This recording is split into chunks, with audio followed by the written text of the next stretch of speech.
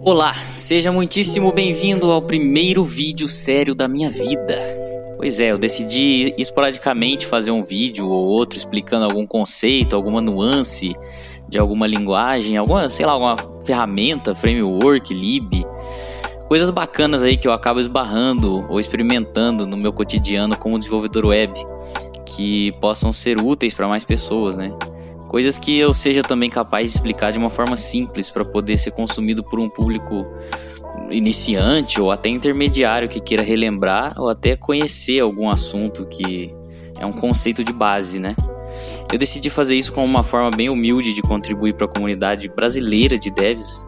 Esse tipo de coisa, como fazer vídeo, escrever artigos ou guias, responder no Stack Overflow, contribuir para o open source, tudo é muito válido para enriquecer o ecossistema de desenvolvimento que a gente está inserido, né?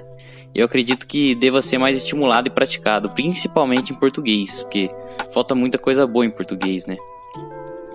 Disclaimer, eu não sou um expert em nada, eu estou em constante aprendizado e encaro essa atividade de criar conteúdo também como uma forma de aprender ensinando. Então, por favor, comente se sabe algo a mais ou se eu falei alguma besteira, o que pode ser o caso, né? Ainda mais porque eu não vou falar do meu stack. Meu stack principal é .NET Core, C Sharp, né? Mas às vezes eu brinco no front, eu gosto muito, especialmente da Sugar Syntax do ES6 e de Canvas, né? Porque eu gosto de fazer joguinhos. E é desse primeiro que eu quero falar nesse vídeo, o ES6. Em outro vídeo eu vou mostrar como eu fiz esse sisteminha de movimentação em grid bem simples, mas que ficou com uma arquitetura bem minimalista, tudo usando só JavaScript puro com a sintaxe do ES6. Bom, sem mais enrolação, vamos começar falando de JavaScript. Se você é completamente iniciante, de uma forma resumida, o JavaScript é uma linguagem de programação que é a alma de qualquer página web.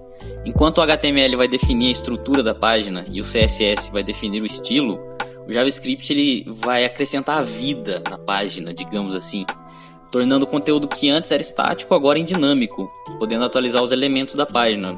Não sei, a cor de um elemento, qualquer coisa do tipo. A gente consegue ter acesso no JavaScript por meio do DOM, que eu posso explicar em outro vídeo como o DOM funciona, o que é o DOM, mas o DOM é basicamente os elementos da página. Então, ao longo do tempo, existiram várias versões do JavaScript, desde 96, com a versão 1.0, até 2018, se eu não me engano, com a versão 9. A minha favorita é a 6 e eu vou explicar por quê.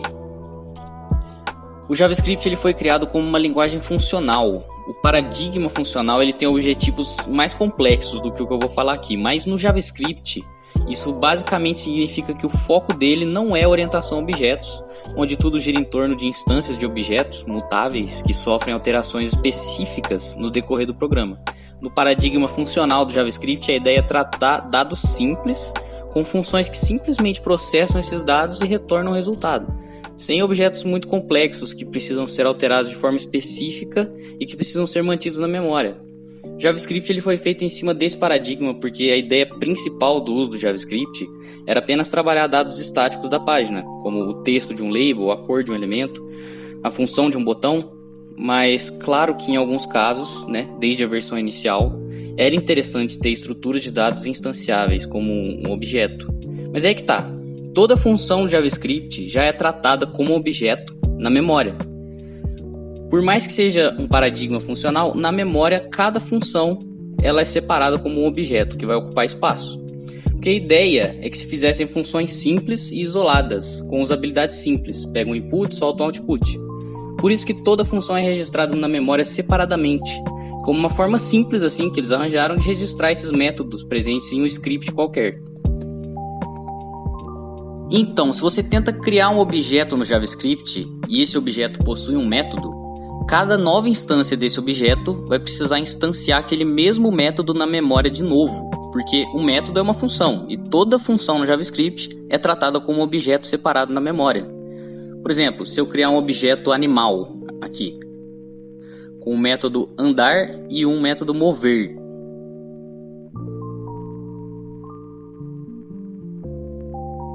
e eu instanciar o animal 2 vezes dessa forma,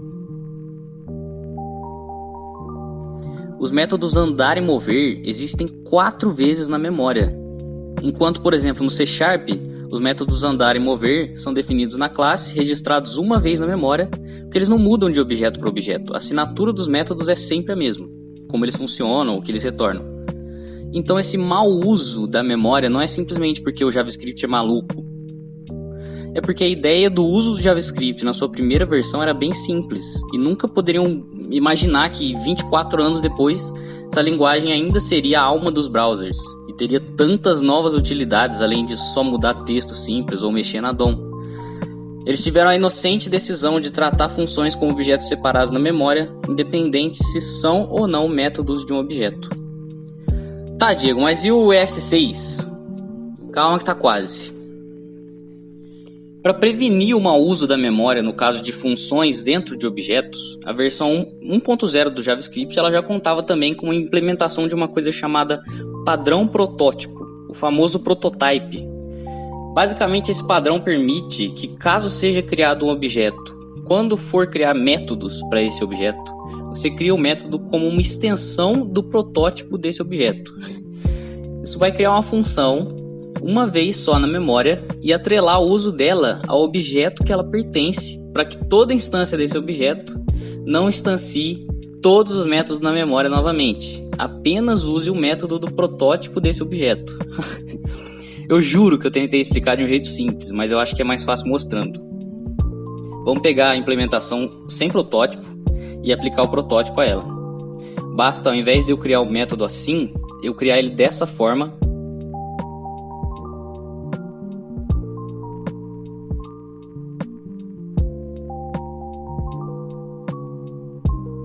Como uma extensão da propriedade prototype desse objeto.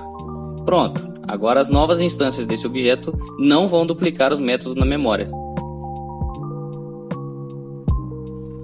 Pelo amor de Deus, Diego, e o ES6, o que tem a ver com isso? A gente chegou lá. Bom, obviamente o padrão de protótipos ele é mais complexo do que só isso. Eu pessoalmente não manjo quase nada de como implementar ele da melhor forma, especialmente uma aplicação JavaScript. E esse é o caso da maioria das situações, né? Poucos devs eles implementam da forma certa os seus sites, levando em consideração a prototipagem, gerando uma web lenta e pouco otimizada. Além de que eu acho uma sintaxe muito feia, na boa. O ES6 ele trouxe uma solução meio controversa, mas é uma solução. Para os amantes do paradigma funcional, foi uma ideia meio estúpida. Mas para os devs que só querem codar sem se preocupar com nenhum padrão específico, para ter um script que seja otimizado no que diz respeito ao uso da memória, foi uma decisão, eu acho, ótima. Ainda mais se o cara veio de uma linguagem orientada a objeto. Essa solução chama Syntax Sugar para classes. O Syntax Sugar ele é basicamente um jeito bonitinho de você escrever algo que vai gerar um resultado mais complexo e mais feião. Para exemplificar, eu vou só pegar o nosso exemplo anterior e eu vou converter ele para Syntax Sugar de classes. Primeiramente, agora a gente tem as keywords class e constructor.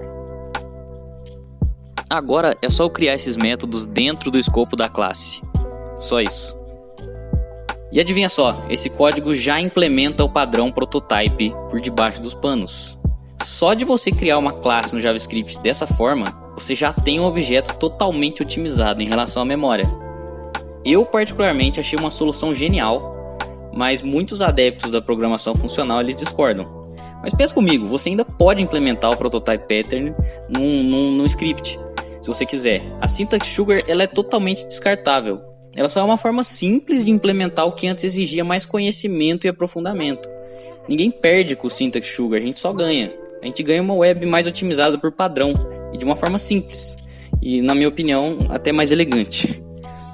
O ES6 ele trouxe mais novidades também, como as keywords de let, de const e outras coisas. Mas aí eu posso falar em outro vídeo, até porque eu não manjo tanto e esse vídeo vai ficar muito grande. Bom, esse foi o vídeo, eu espero que você tenha gostado. Se você for um cara que manja mais, talvez você tenha ficado bravo comigo, porque eu tentei simplificar bastante a explicação das coisas e eu chamei JavaScript de uma linguagem funcional por padrão, só que ela é procedural. Tem alguns detalhes aí no vídeo que eu tentei colocar texto assim, rapidinho, mas tudo que eu falei tem fonte, aqui na descrição. Então, caso você queira pesquisar mais por si só, não ficar só nessa informação bem rasa que eu dei nesse vídeo, por favor, não perca tempo e vai pesquisar, porque é assim que a gente fica melhor no que faz. É isso. Muito obrigado e até o próximo vídeo.